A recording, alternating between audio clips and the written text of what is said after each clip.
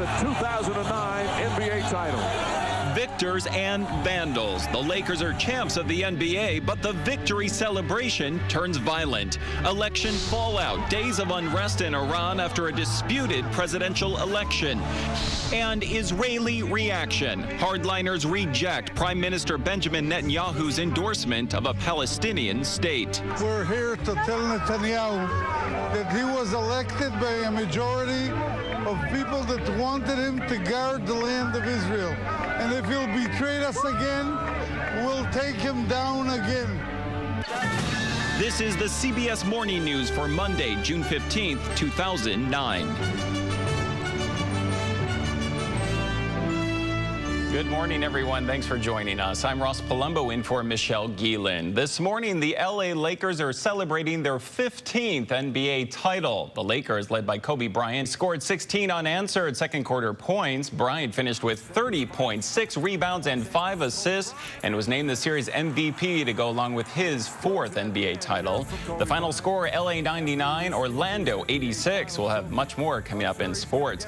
But overnight, there was trouble. Rowdy crowds celebrating the Lakers' win got out of hand, and there have been at least 25 arrests. Susie Saw of our LA station, KCBS, has the details. Susie Saw for CBS News.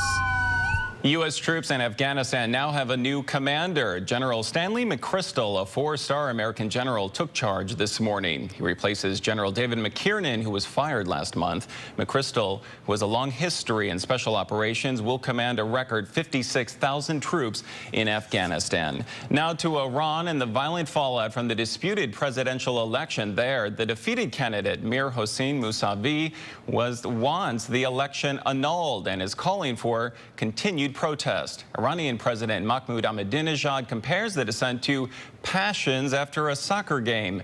Susan Roberts is in Washington with the latest. Good morning, Susan.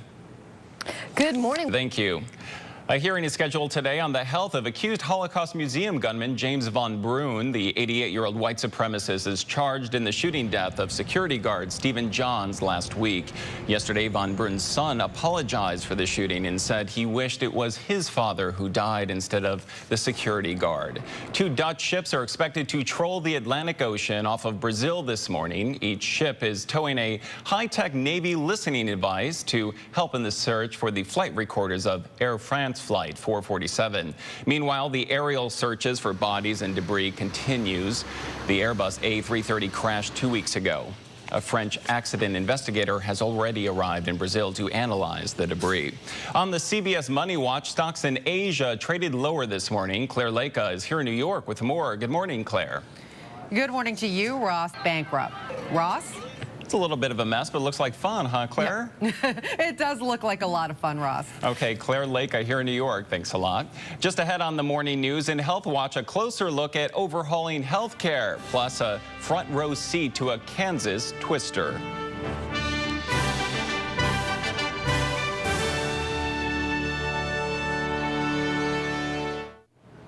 It was quite a sight along a highway in Haskell County in southwest Kansas. A huge tornado touched down near a highway yesterday. The twister was on the ground for about 3 minutes before breaking up. There were no reports of damage or injuries. There is, though, severe storm damage around Cincinnati. Powerful thunderstorms battered the area yesterday, toppling trees and blocking roads. About 5,000 homes and businesses lost power.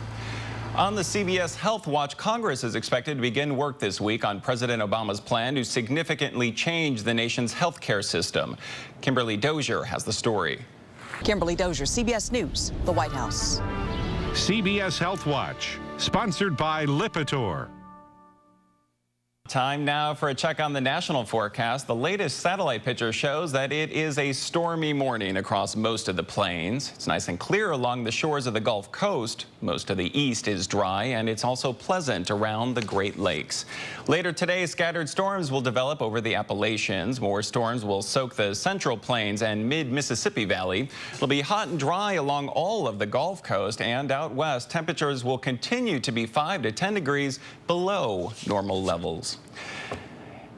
In sports, as we've reported earlier, there is vindication this morning for Kobe Bryant to the Lakers. The Lakers dominated the Orlando Magic in Game 5 of the NBA Finals, winning 99-86. It's Bryant's first championship without former teammate Shaquille O'Neal, and he says that should answer whether he can win without Shaq. I feel like a big old monkey was off my back. It's also a record 10th championship for coach Phil Jackson, his 4th with the Lakers, and this is the Lakers' first title in 7 years following last year's loss in the finals to Boston.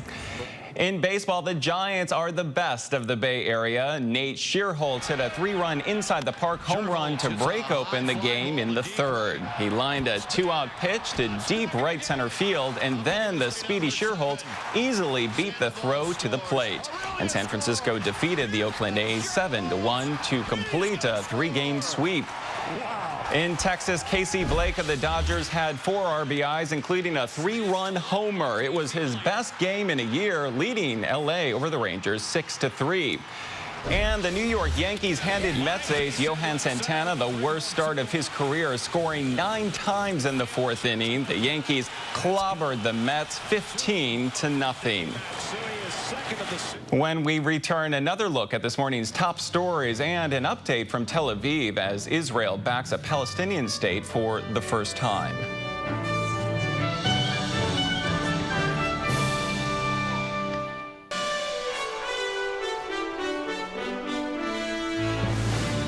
Here's another look at this morning's top stories. The LA Lakers beat the Orlando Magic in 5 games for their 15th NBA title, but the championship celebration turned ugly.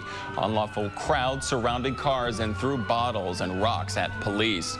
And more protests are expected today in Iran following the disputed presidential election. President Mahmoud Ahmadinejad was declared the easy winner in an election the opposition claims was rigged. The endorsement of a Palestinian state by Israeli Prime Minister Benjamin Netanyahu is getting the cold shoulder from Palestinian officials this morning. It's the first time Netanyahu has called for an independent Palestinian state, but he did attach conditions. Richard Roth is in Tel Aviv with details. Good morning, Richard. Ross?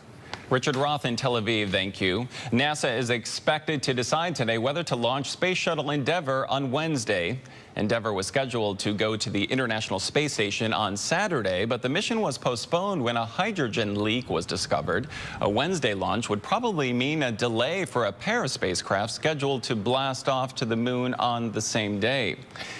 This morning on The Early Show, comedian Jack Black. I'm Ross Palombo, and this is the CBS Morning News.